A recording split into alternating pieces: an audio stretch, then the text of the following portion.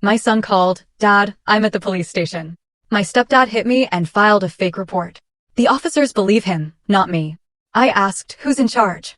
"Sergeant Miller," he said. I told him, "Relax, I'll be there in 20 minutes." I didn't call a lawyer. I walked in wearing my service uniform. The sergeant looked up and froze. "Captain, I had no idea," I said. "I want 15 minutes alone with his stepdad." The sergeant started sweating. "He's all yours," he whispered. "Go ahead. Take the whole night. You know, sometimes in life, there are lines you just don't cross."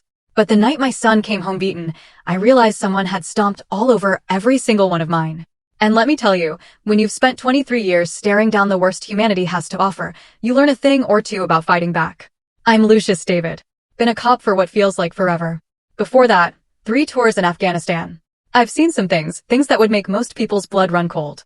But nothing, absolutely nothing, prepared me for the sheer, soul-crushing nightmare of a divorce. Especially not when your ex-wife, Carmela, decides to remarry a man who smiles way too much and drinks way too little. In my experience, that's always a red flag.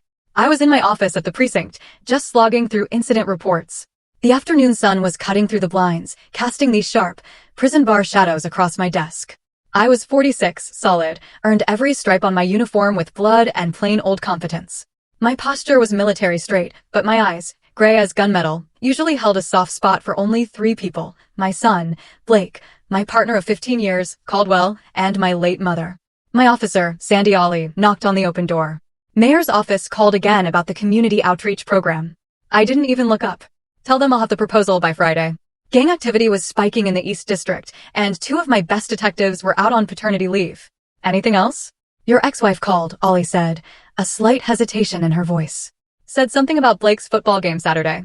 She sounded tense. My jaw tightened, just imperceptibly. Carmela always sounded tense these days. Ever since she'd married Gwa Edwards 2 years ago. The guy was a successful contractor. Too successful, in my opinion. Nobody built that fast and that profitably without cutting some serious corners. "I'll handle it," I told Ollie, waving her away. The second she was gone, I grabbed my personal phone. 3 missed calls from Carmela. All within the last hour. Before I could even dial her back, my phone rang. It was Blake. My son. "Hey, champ, you okay?" I felt my shoulders ease, but only for a second, hearing his voice. "Dad, yeah, I'm fine. Just, can we talk?" Not on the phone. Blake was 16, a sophomore. He'd inherited my build and his mom's dark eyes. He'd been distant lately, and I'd chalked it up to normal teenage stuff, first girlfriends, general adolescent chaos. But something in his voice, it triggered that gut instinct that had kept me alive in Hellman Province. It was that feeling you get right before everything goes sideways. "I can pick you up in 20. Usual spot." "No," his voice dropped hushed. "Can you meet me at Uncle Byron's garage instead?" "I don't want to be home right now." Uncle Byron. My younger brother. The only mechanic in the city who could resurrect a '67 Mustang from a pile of rust and regret. Blake had spent countless afternoons there since the divorce, learning to rebuild carburetors, change timing belts. It was his sanctuary. "I'm on my way." I grabbed my jacket, headed out. I only stopped to tell Caldwell, my second in command, that I'd be out for an hour. Caldwell, a barrel-chested man with 20 years on the force, just nodded. He knew better than to ask questions when the captain got that look. The garage sat in an industrial area, a place gentrification had somehow missed. Byron bought it for nothing 15 years ago, turned it into a haven for classic cars and lost causes. When I pulled up, I found Blake sitting on the hood of a Chevelle, shoulders hunched, staring at his phone. "Blake." He looked up.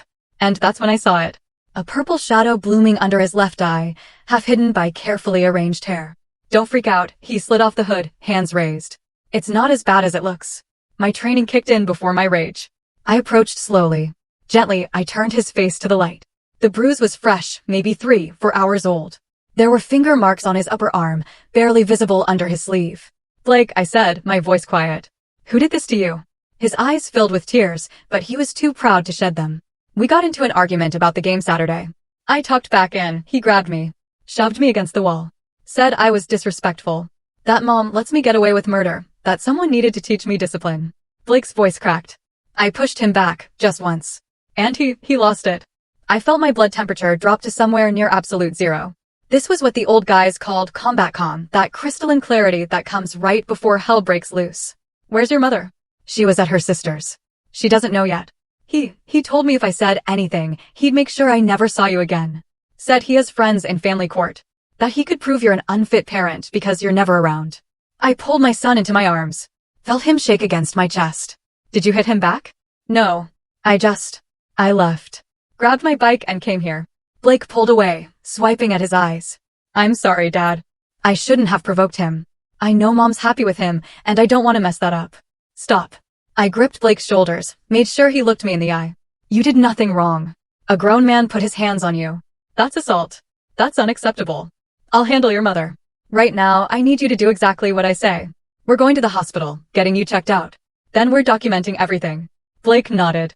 And I saw the trust in his eyes. That absolute faith that Dad would fix this. Dad would make it right. It was a weight I'd carried since the day he was born, and one I'd carry until my last breath. What I didn't tell my son was that Gwa Edwards had just made the biggest mistake of his life. Because there are rules in Lucius David's world. Laws I uphold. Codes I live by. But there's one rule that supersedes everything else. You don't touch my son. Carmela Edwards, formerly Carmela David, stared at her reflection in the bathroom mirror at her sister's house. She tried to convince herself that the tightness in her chest was just anxiety about Blake's upcoming football game. She'd been on edge all day, ever since the argument at breakfast between Blake and Gwa. You okay in there? Her sister, Elena, called through the door. Yeah, just give me a minute. She splashed cold water on her face. At 43, Carmela had aged gracefully. Yoga, expensive skincare, and the comfortable life Gwa provided. She'd married him because he was everything Lucius wasn't, present, attentive, financially stable without the constant threat of a bullet ending it all. No more 3 a.m. calls about officer-involved shootings. No more waiting up, wondering if today was the day she'd become a widow.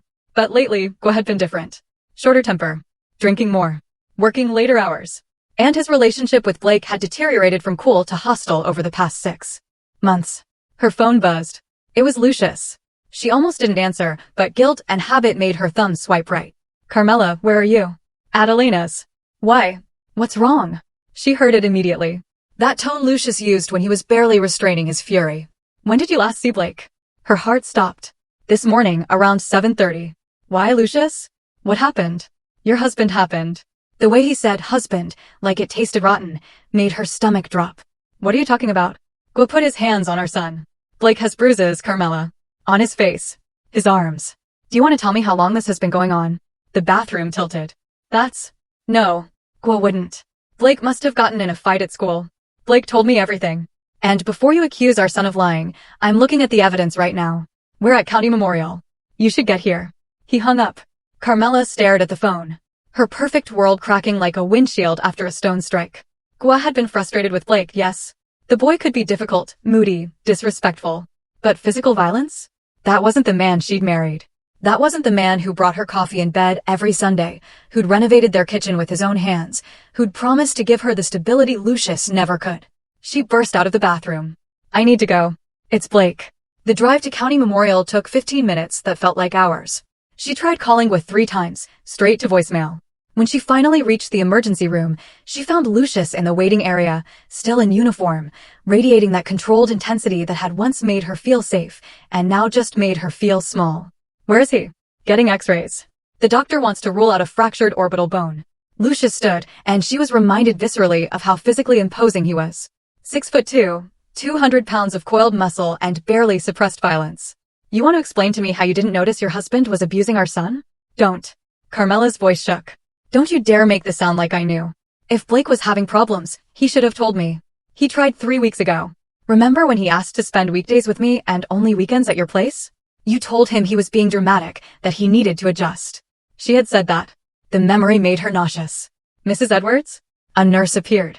Your son is ready to see you. Carmela rushed past Lucius, past the judgment in his eyes, and found Blake in a curtained examination area. The bruise looked worse under the fluorescent lighting, an angry purple spreading from his cheekbone to his eye socket. But it was the defeated slump of his shoulders that broke her heart. Baby Mom. Blake's voice was flat. Dad told you. He told me his version. I want to hear yours. She reached for his hand, but he pulled away. I talked back to Gwa about Saturday's game. Said I wanted Dad there, not him. He grabbed my arm, shoved me into the wall, told me I was an ungrateful punk. I pushed him away. He punched me. Blake finally looked at her. That's my version. Are you going to believe me, or are you going to make excuses for him like you always do? Always, Blake? What are you talking about? The shoving. The grabbing. The names he calls me when you're not in the room. The way he goes through my phone, my backpack. Controls everything I do. I've been telling you for months that something's wrong, but you don't want to see it. You're so happy to have your perfect husband and your perfect house that you don't care what he does to me. Each word was a knife.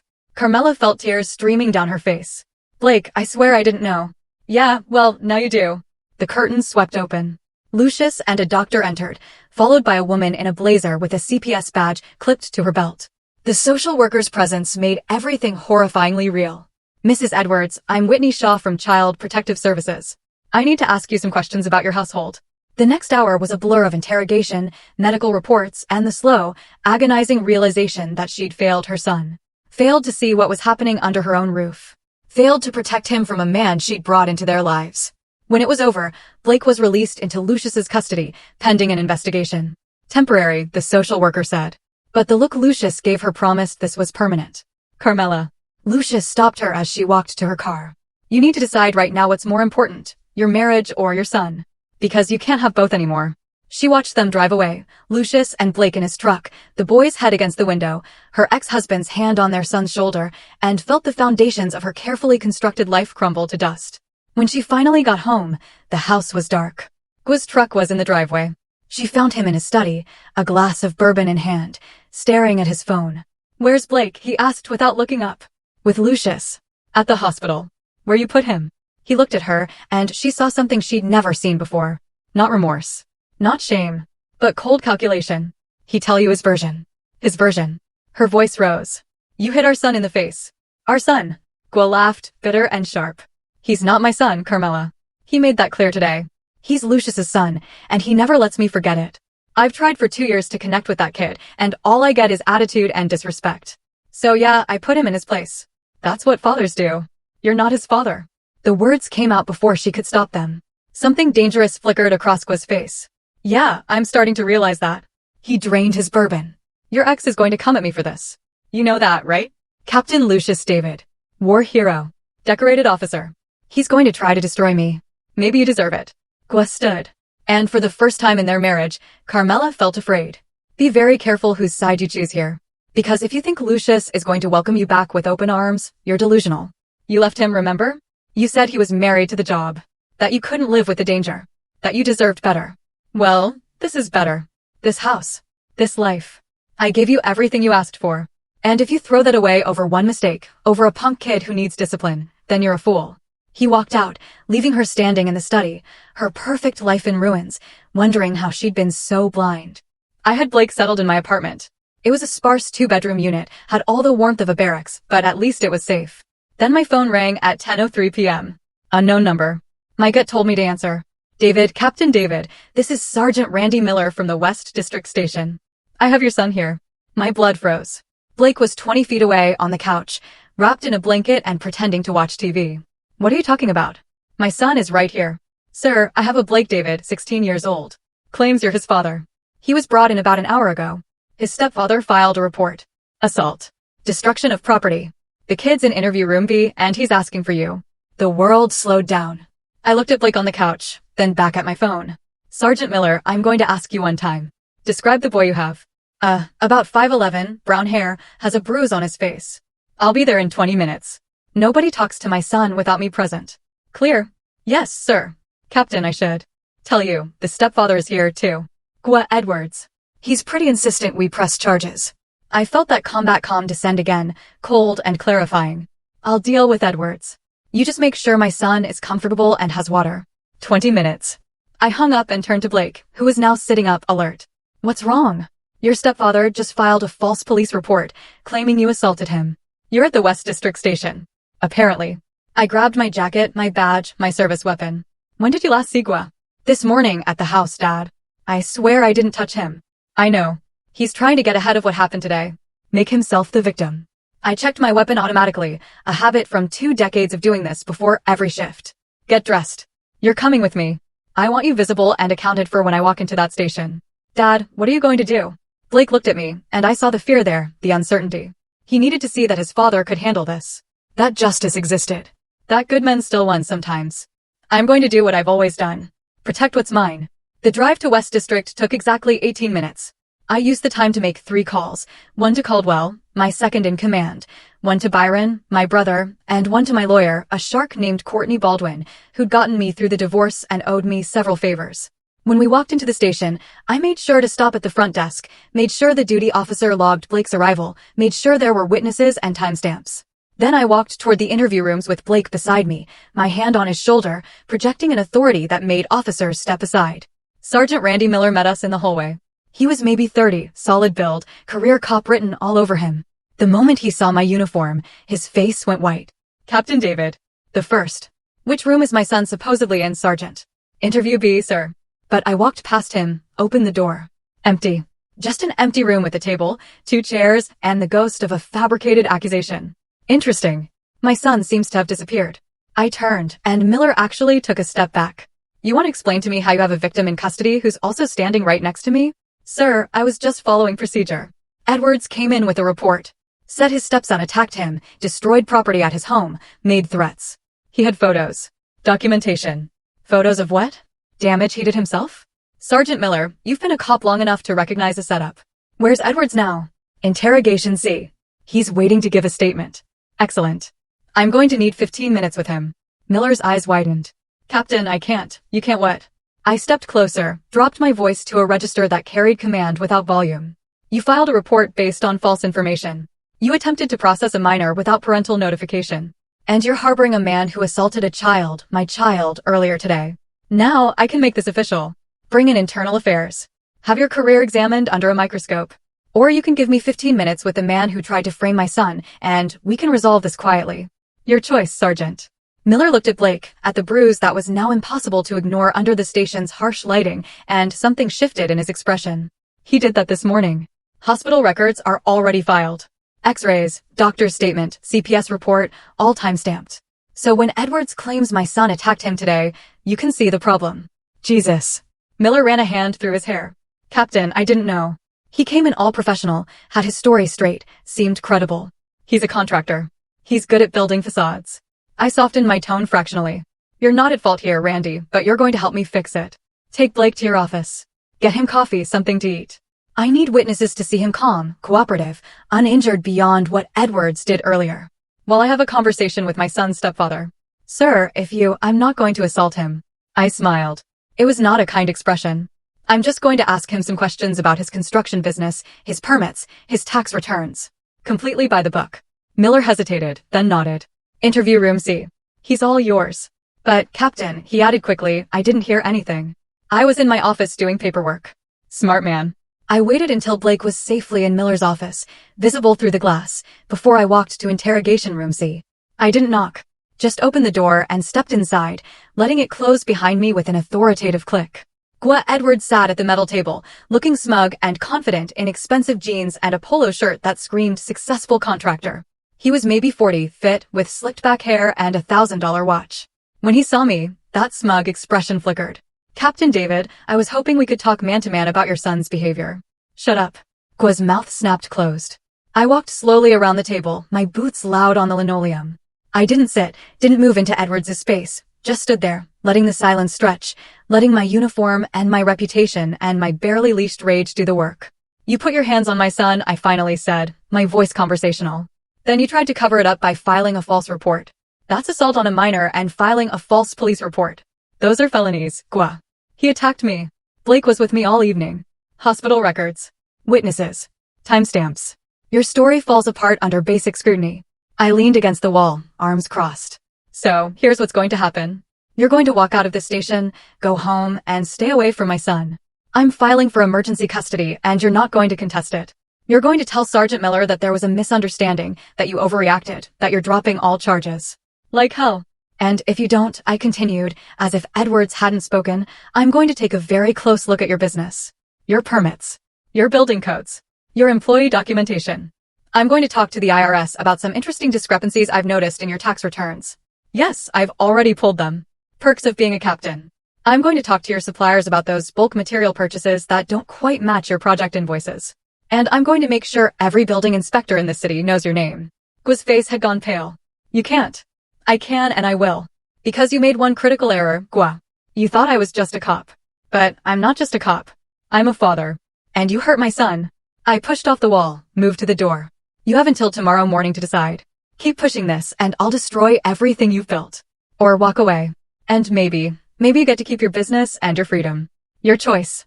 I opened the door, then paused. Oh, and Gwa, if you ever come near Blake again, I won't use my badge. I'll use my hands. And there won't be enough of you left for a closed casket. We clear. I walked out without waiting for an answer. I found Miller in his office with Blake, who was nursing a hot chocolate and looking young and vulnerable in a way that made my chest ache. Sergeant Miller, Mr. Edwards is ready to give a statement. I believe he'll be dropping all charges and apologizing for wasting police resources. Miller looked between me and the interrogation rooms, then nodded slowly. I'll go take care of that. When we were alone, Blake looked up at me. What did you say to him? The truth. That he messed with the wrong family. I pulled my son into a hug, felt Blake cling to me like he had when he was 5 years old and afraid of thunderstorms. It's over, champ. You're safe now. But even as I said it, even as Blake relaxed against me, I knew it wasn't over. Not really. Because men like Gwa Edwards didn't give up that easily. And wounds this deep took more than threats to heal. This was just the beginning. 3 days after that police station incident, I sat in my office, reviewing surveillance footage from one of Gwa Edwards' construction sites. My brother, Byron, had a friend who had a cousin who worked security, and that footage had found its way into my hands through a chain of carefully maintained deniability. What I was seeing made my blood run cold for entirely different reasons. Captain Arnaldo Caldwell knocked and entered without waiting. We got a problem. Another one? Carmela just called the front desk. She's here. Says she needs to talk to you and she won't leave. I closed the laptop. I'd been avoiding my ex-wife since the hospital. Let her stew in the consequences of her choices. Let her wonder what I was planning. But maybe it was time for that conversation. I found Carmela in the lobby and the sight of her stopped me cold. She'd lost weight in 3 days. Had circles under her eyes that makeup couldn't quite hide. And was wearing yoga pants and a sweatshirt instead of her usual carefully curated outfit. Lucius, her voice cracked. Please, I need to talk to you. I gestured to a conference room, waited until we were alone. What do you want, Carmela? I want my son back. Tears streamed down her face. I want to explain, to apologize. You want? What about what Blake wants? Did you ask him? He won't answer my calls. Won't respond to texts. I went to your apartment and he wouldn't even come to the door. Yeah, that's what happens when you choose your husband over your child. I didn't choose. She stopped. Breathed. Okay, I did. I chose wrong. I was blind and stupid and I failed him. But Lucius, he's my son too. I have rights. Rights? You nearly forfeited those when your husband put him in the hospital. I kept my voice level professional. CPS is still investigating. Emergency custody is temporary, but I'm filing for permanent modification. Blake doesn't feel safe in that house, and I'm not sending him back. What if I leave Gwa? The question hung in the air. I studied my ex-wife, looking for manipulation, for strategy. Found only desperation. Have you? I'm not yet, but I'm thinking about it. The house is in both our names. The business is his, but I could, thinking about it. I laughed, bitter. You're thinking about leaving the man who assaulted your son. That's where we are. It's not that simple. We're married. We have assets together. I can't just walk away from 2 years of my life. Blake is 16 years of your life, and you're still hesitating. I stood. I'm going to make this simple for you, Carmela. You want to be in Blake's life? You want him to answer your calls? Then you prove you've changed. You leave Edwards. You get therapy. You spend every day earning back the trust you destroyed. But until then, until I see actual change, and not just words, you stay away from him. Because he's been through enough. You can't keep me from my son. Watch me. I walked out, left her sitting there, and felt no satisfaction in her pain. Just a bone-deep weariness at how tangled everything had become. Back in my office, I opened the laptop again. The surveillance footage showed something interesting. Gwa Edwards meeting with 3 men in hard hats at a construction site on the east side. The same site where, according to corner permits, no construction was supposed to be happening for another 2 weeks. The same site where, according to my digging, building inspections had been mysteriously passed despite obvious code violations. My phone rang. Courtney Baldwin, my lawyer. Lucius, we have a problem. Edwards is countersuing for defamation and harassment. Claims you threatened him at the police station, that you're abusing your position to intimidate him. And he's filing an ethics complaint with the department. He's what? It gets worse. He's claiming Blake has been violent at home for months. That you've been coaching the boy to lie, and that the whole thing is a custody play on your part. He's got documentation. Texts. Photos. Witness statements from neighbors. I felt I settle in my gut. He's been planning this since before he hit Blake. Probably. This guy's smart, Lucius. He knew you'd come after him, so he built a defense ahead of time. We need to be very, very careful here. After she hung up, I sat in the dark of my office and realized I'd underestimated Gwa Edwards. The man wasn't just an abuser covering his tracks. He was a predator who'd been orchestrating this entire scenario. Maybe from the beginning. The question was why. That night, after Blake was asleep, I called in a favor from an old army buddy, who now worked private investigation. Within an hour, I had a preliminary background on Gwa Edwards that made everything click into place. 3 previous marriages. 2 restraining orders, both sealed. A bankruptcy 7 years ago, right before he started his construction business. And a sealed juvenile record from when Edwards was 17. A sealed record stayed sealed for good reasons. But I also knew people who could unseal them off the books, no questions asked. It would cost me. Maybe even cost me my badge if it came out. But my son was more important than my career. I made the call. The file arrived via encrypted email at 2:47 a.m. I was still awake, had been for hours, digging through public records and construction permits, trying to find a thread that would unravel Gwa Edwards's carefully constructed life. What I found in that sealed juvenile file made me reach for my phone to call Carmela, then stop. Because what I was reading wasn't just evidence. It was a weapon. And I needed to think very carefully about how to use it. At 17, Gwa Edwards, then Guillermo Garcia, had been arrested for assault against his stepfather. The charges were eventually dropped, the record sealed, but the police reports told a story. A teenage boy with anger management issues, a pattern of violence, allegations of stalking his stepfather's daughter from a previous marriage. The daughter had been 15 at the time. I felt sick. I looked at the closed door to Blake's room and wondered how I'd failed to see this coming. Carmela had married a predator, and I had been too busy being angry about the divorce to properly vet the man who'd be living with my son. My phone buzzed. Byron, my brother. You awake? Yeah. What's up? You need to come to the garage. Now. Blake's here. What? He's supposed to be asleep in his room. Well, he's not. He rode his bike here an hour ago. Won't tell me why, but he's pretty shaken up. You need to come. I checked Blake's room. Empty bed, stuffed with pillows, a classic teenager trick. I was out the door in 3 minutes, my heart pounding. What if Edwards had gotten to him? I found Blake in Byron's office, wrapped in a blanket that smelled like motor oil and old coffee. My brother stood guard at the door, arms crossed, looking worried. Blake. I knelt in front of my son. What happened? I went back to the house to get some stuff I forgot. Blake wouldn't meet my eyes. Mom wasn't there, but Gwa was. Dad, he was waiting for me. I felt my control slip. Did he touch you?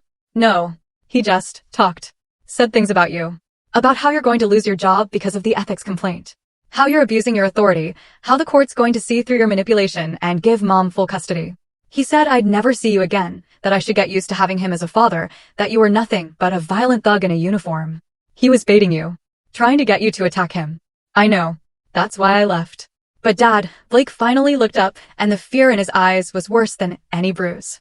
He showed me photos of me sleeping in my room, taken through the window. He's been watching me. The world tilted.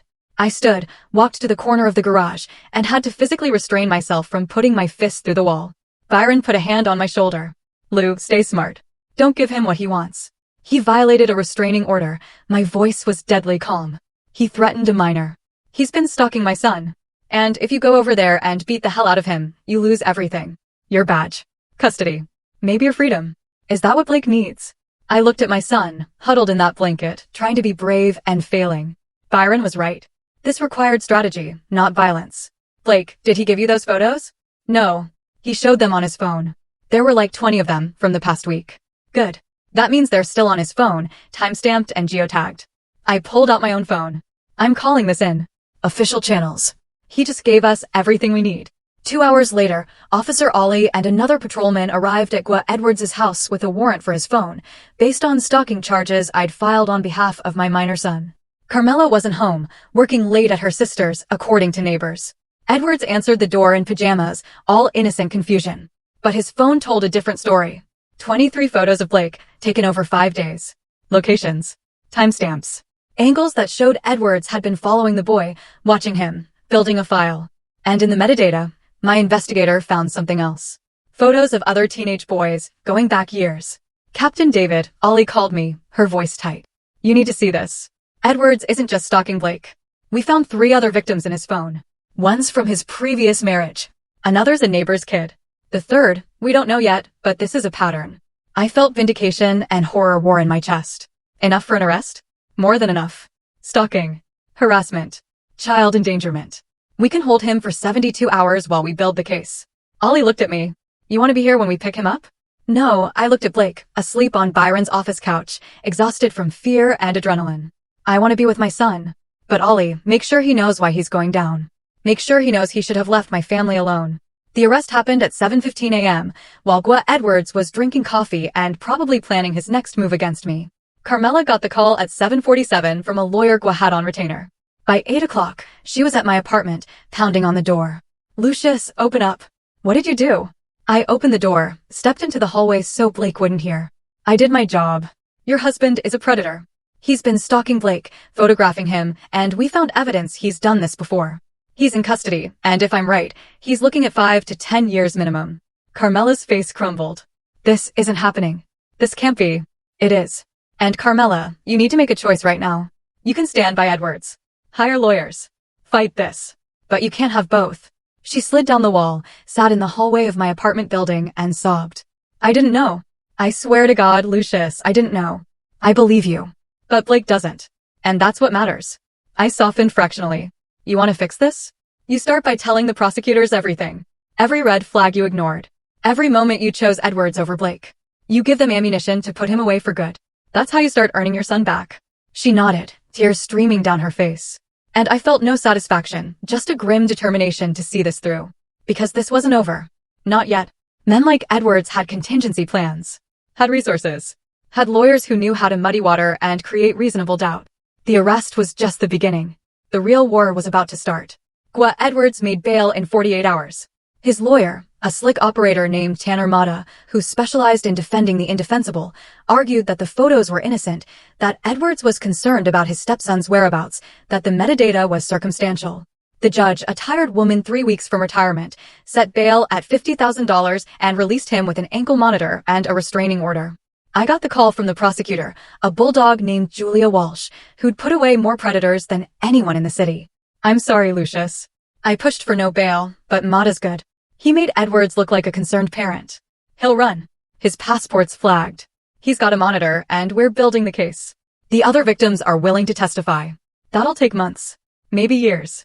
In the meantime, he's out there, and he knows I'm coming for him. Lucius. Julia's voice held warning. Do not do anything stupid. We have him. Let the system work. But I'd spent 23 years watching the system work. And I knew its flaws intimately.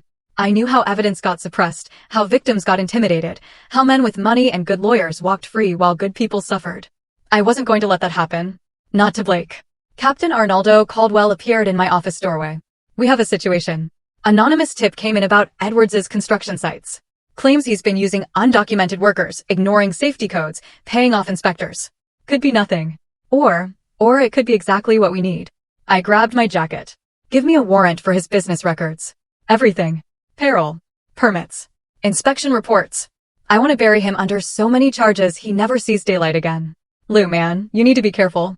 His lawyer's already crying harassment. IA is watching you. Then they can watch me do my job. I headed for the door, then stopped. Arnaldo, you've been my partner for 15 years. You don't have to follow me on this. If it goes bad, I don't want you caught in the fallout. Caldwell stood, grabbed his own jacket. That kid of yours used to bring his science projects to the precinct. Showed me how to build a volcano when he was 8. You think I'm going to let some predator walk free? I'm with you. Wherever this goes. The warrant came through by noon. By 2 p.m., I had a team of officers at Edwards's main construction site, the luxury condo development on the east side that had been fast-tracked through every permit process, every inspection, every bureaucratic hurdle. What they found was worse than I'd hoped for. Structurally unsound foundations. Electrical work that violated a dozen safety codes. Materials that didn't match the building plans. And in the site office, a set of books that showed Edwards had been cooking numbers for years, overbilling clients, underpaying workers, skimming materials, and pocketing the difference. Captain David, one of the officers, called from the basement level. You need to see this. I climbed down into the foundation area, my flashlight cutting through the gloom. The officer pointed to a section of wall where concrete had been poured but hadn't yet set properly. Look at the rebar placement. It's all wrong. This whole building could collapse in a moderate earthquake. And according to the inspection reports, this passed structural review 3 weeks ago. I photographed everything, called in a city building inspector who wasn't on Edwards's payroll, and by 4 p.m. had enough evidence to shut down every project Edwards had in progress. Financial fraud. Reckless endangerment. Bribery of public officials. The charges would multiply like bacteria in a petri dish. But it still wasn't enough. Because Edwards had contingency plans. Offshore accounts. Properties in his mother's name. He could walk away from the business, declare bankruptcy, and disappear into a comfortable life somewhere warm while Blake lived with nightmares. I needed something bigger. Something permanent. That night, I met with my brother, Byron, and Courtney Baldwin, my lawyer, in Byron's garage. Blake was at a friend's house, a carefully supervised visit I'd arranged to give the kids some normalcy. Okay. Courtney spread files across Byron's desk. Here's where we stand legally. The stalking charges are solid. The construction fraud is building. But Maud is good and Edwards has money. He could drag this out for years. And there's always the chance he beats some charges, plea bargains on others, serves minimal time. That's not acceptable, I said flatly. Then we need to think outside the law. Byron leaned back in his chair. I'm not saying we do anything illegal. I'm saying we need to get creative. What do you have in mind? Byron grinned. And I was reminded that my younger brother hadn't always made his living fixing cars. Before he'd gone straight, Byron had run with a rougher crowd. Had connections that spanned the gray areas between legal and criminal. Edwards has enemies. Lots of them. Contractors he undercut, workers he screwed over, clients he defrauded. What if some of those enemies decided to come forward? What if the press got interested in the story? A predatory contractor who stalked his stepson while building death traps that could collapse on families? Courtney said slowly. Media pressure. Public outcry. Make it politically impossible for any DA to offer a plea deal. And more than that. Byron pulled something up on his laptop. Edwards owns 3 properties outright. One's the house where he lives with Carmela. The other 2 are rental properties that generate his cash flow. What if those properties suddenly had very expensive problems? Plumbing disasters. Electrical fires. Foundation issues that require immediate and costly repairs. That's destruction of property, I said. Is it? Or is it just the natural consequence of shoddy construction finally catching up with him? You've seen his work. Those properties are probably already disasters waiting to happen. What if someone just accelerated the timeline?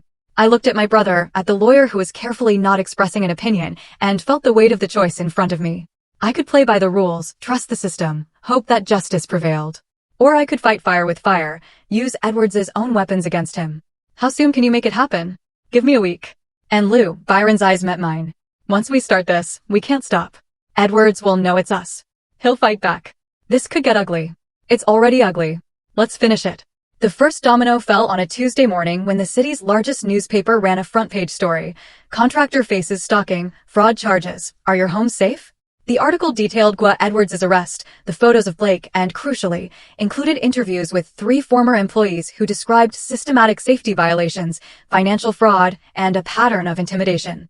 By noon, Edwards' phone was ringing off the hook. Clients demanding refunds, investors pulling funding, city councilors calling for investigations. His carefully constructed empire was shaking. The second domino fell that night when a pipe burst in his primary rental property, a 6-unit building that housed 2 families with young children. The water damage was catastrophic, requiring immediate evacuation and tens of thousands in repairs. The building inspector who showed up found so many code violations that he red-tagged the entire structure. I watched from across the street as tenants carried their belongings out in garbage bags, their faces exhausted and angry. I felt a flicker of guilt for their displacement, but Byron had already arranged for them to be contacted by a tenants' rights lawyer who would help them sue Edwards for uninhabitable conditions. They'd end up better off. The third domino was Carmela. 3 days after the newspaper article, she filed for divorce and moved into her sister's house. She called me that night, her voice small and broken. I gave the prosecutor everything. Every document I could find, every conversation I remembered. Julia Walsh says it's enough to add financial fraud to the stalking charges. That must have been hard. Not as hard as facing Blake and knowing I chose that monster over my own son. She paused. Can I see him? Just for coffee. I know I don't deserve it, but I'll ask him. No promises. Blake agreed reluctantly. I drove him to a coffee shop where Carmela waited, looking fragile and older than her years. I stayed within sight but out of earshot, letting them talk, watching my son's body language shift from defensive to guardedly open over the course of an hour. When they were done, Blake walked back to the car with red-rimmed eyes, but looser shoulders. She apologized. Really apologized. Said she was wrong. That she chose badly. That she understands if I never forgive her. Do you want to forgive her? I don't know. Maybe eventually. But Dad, she gave the prosecutor everything. She's helping take Wood down. I know. Is that enough? To make up for it? I pulled my son into a hug. That's not for me to decide, but it's a start. The fourth domino fell when one of Edwards's previous victims, a boy now 23, married with a child of his own, saw the newspaper article and came forward. His testimony was devastating. 3 years of stalking when he was 15, escalating from photographs to following him, to showing up at his school, to explicit messages. The charges had been sealed in a plea deal, but now he was willing to testify publicly. 2 more victims followed. The case was no longer just about Blake. It was about a pattern of predatory behavior spanning a decade. Tanner Mata, Edwards' lawyer, tried to suppress the testimony, tried to argue prejudice, character assassination, irrelevance. But Julia Walsh was relentless, and the judge, newly motivated by public pressure and media scrutiny, denied every motion. The trial date was set for 6 weeks out. Edwards would stand trial for stalking, fraud, child endangerment, and a dozen related charges. If convicted on all counts, he was looking at 15 to 20 years. But I knew convicted men still had appeals, still had lawyers, still had ways to fight back. I needed Edwards not just in prison, but destroyed, so thoroughly ruined that he'd never threaten Blake again. That's when Byron called with the final piece. Lou, you need to hear this. I have a friend who worked on Edwards' construction crew 5 years ago. He's willing to testify that Edwards intentionally cut corners on a residential build in 2020. The foundation was never properly reinforced, and Edwards knew it. The family that bought that house, their 10-year-old daughter was injured when part of the deck collapsed last year. Does the family know Edwards was responsible? Not yet, but they could, if someone pointed them in the right direction. I felt the trap closing. Give me the family's contact information. And Byron, thank you. He's our kid, Lou. Our family. I'd burn the world down for you, too. Byron's voice was fierce. Now go finish this. The trial of Guillermo Edwards began on a cold Monday in November. The courtroom was packed. Media, victims, former employees, and every cop in the city who had a grudge against predators who abused their position. I sat in the front row, Blake on one side, Carmela on the other, a united front despite all the history between us. Julia Walsh's opening statement was surgical. She outlined the pattern of stalking, the photos of Blake, the testimony from previous victims. She detailed the construction fraud, the building code violations, the bribery. And then she played her final card, the family of the injured girl, suing Edwards in civil court and willing to testify about the collapsed deck, the negligent construction, the permanent injury their daughter sustained. Tanner Mata tried to counter, painting Edwards as a misunderstood businessman, a concerned stepfather, a victim of a vengeful ex-husband with a badge. But his voice lacked conviction, and the jury, 8 women, 4 men, mostly middle-aged, mostly parents, stared at Edwards with undisguised contempt. The prosecution's case took 3 days. Victim after victim testified to Edwards' stalking, his manipulation, his predatory behavior. Construction workers detailed the fraud, the corner cutting, the intimidation. Building inspectors admitted to taking bribes. The father of the injured girl broke down on the stand, describing his daughter's months of physical therapy, the surgeries, the trauma. Through it all, Edwards sat impassive, his expensive suit and calm demeanor a mask over whatever darkness lived beneath. But I saw the cracks, the way his hand shook when the photos of Blake were displayed, the tightness around his eyes when former employees detailed his cruelty, the moment of pure rage when Carmela took the stand and methodically destroyed his character. On the 4th day, Tanner Mata called Edwards to testify in his own defense. It was a gamble, and I knew why. Edwards was charismatic, articulate, and Mata was hoping he could charm the jury. But Julia Walsh was waiting. She let Edwards tell his story, the concerned stepfather, the misunderstood businessman, the victim of a vindictive ex-husband. She let him paint himself as a sympathetic, reasonable human. And then she went for the throat. Mr. Edwards, you claimed these photos of Blake David were taken out of concern for his safety. Is that correct? Yes. He was sneaking out at night, hanging around dangerous areas. These dangerous areas, Julia pulled up a map on the courtroom screen. Could you identify them? Edwards pointed to various locations, the coffee shop near his father's apartment, the library, his uncle's garage, Byron's place of business. These don't seem particularly dangerous to me, Mr. Edwards.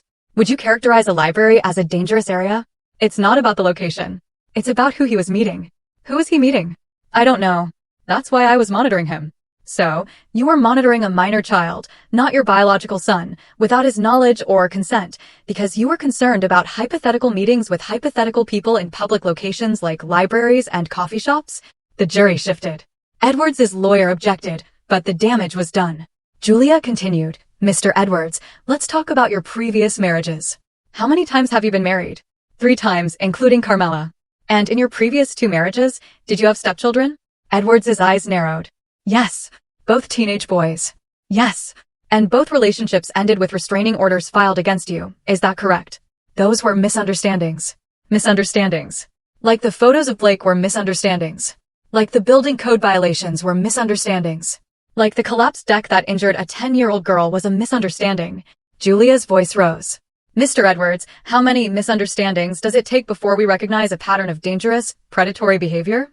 Tanner Mata was on his feet, objecting loudly. But the jury had already made up their minds. I could see it in their faces, the disgust, the anger, the determination to protect their own children from men like Gwa Edwards. The defense rested the next day, their case in tatters. Closing arguments were brief, Julia Walsh methodical and devastating, Tanner Mata desperate and unconvincing. The jury deliberated for 4 hours. When they returned, their verdict was unanimous on all 23 counts. Guilty. Guillermo Edwards' face went white. He turned to look at me. And in that moment, I saw everything. The rage, the hatred, the unspoken promise of revenge. But it was hollow. Because Edwards was going to prison for 15 to 20 years minimum. And by the time he got out, Blake would be in his 30s, established and safe, and I would still be waiting. Sentencing was set for 2 weeks later. I walked out of the courtroom with Blake and Carmela, feeling the weight of months of tension finally lifting. Outside, media swarmed, cameras flashing, microphones thrust forward. Captain David, how do you feel about the verdict? I feel like justice was served, and I hope this sends a message to anyone who thinks they can harm children and get away with it. I put my arm around Blake. My son is safe. That's all that matters. But as we walked to my truck, my phone buzzed. Byron. Lou, we have a problem. Edwards posted bail, pending sentencing. He's out. He's what? His lawyer must have pulled some strings. Appeals court overturned the remand order. Edwards walked out 20 minutes ago. And Lou, his ankle monitor is already offline. He cut it and ran. I looked at Blake. At Carmela. At the life we'd been trying to rebuild. And felt a cold certainty settle in my chest. Edwards wasn't going to go quietly. He was going to come after us. One last, desperate act of vengeance. Get Blake somewhere safe. Now. I was already moving toward my truck. Byron, I need you to take him and Carmela to the cabin upstate. Don't tell me where exactly. Just go. What are you going to do? What I should have done from the beginning. I'm going to end this. I'd hunted men before. In Fallujah. In Kandahar. In the dark streets of the city's worst neighborhoods. I knew how predators thought, how they moved, where they ran when cornered. And I knew Gwa Edwards would come for me first. Not Blake, not Carmela, but me. Because Edwards understood that to truly hurt me, you didn't kill me. You killed what I loved while I watched. Which is why I went home alone. Sent Blake and Carmela away with Byron. And waited. My apartment was dark when I arrived at 10 p.m. I didn't turn on the lights. Just moved through the familiar space, checking windows, setting up sight lines, preparing for war. My service weapon was locked in the safe, per department. Regulations. The shotgun I bought for home defense was not. I sat in the dark and waited. Edwards came. At 2:17 a.m., I heard the lockpicks working on my door. Heard the careful footsteps in the hallway. Watched as Edwards slipped inside, a shadow against shadows, holding something that glinted in the ambient light. A knife, of course. Up close and personal. Maximum suffering. I know you're here, Captain. Edwards' voice was steady, almost conversational. I know Blake isn't. You sent him away. Smart.